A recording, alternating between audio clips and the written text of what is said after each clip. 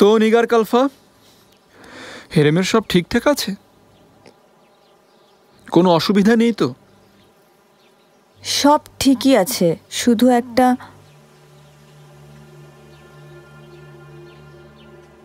একটা কি?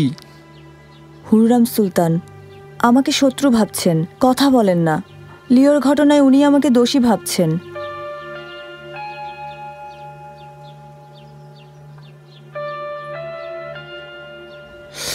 তুমি কাজে মন দাও, অন্য কিছু দেখবে না, শুনবেও না।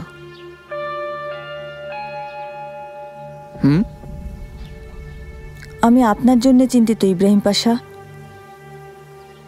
প্রতিশোধ নেয়ার জন্য হুররাম সুলতান যে কোনো কিছু করতে পারেন।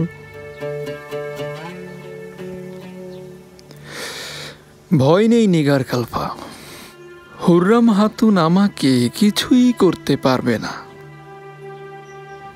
এত সাহস ওর কখনোই হবে না। লাভস নিবেদিত সুলতান সুলেইমান দেখুন শুধুমাত্র দীপ্ত প্লেতে।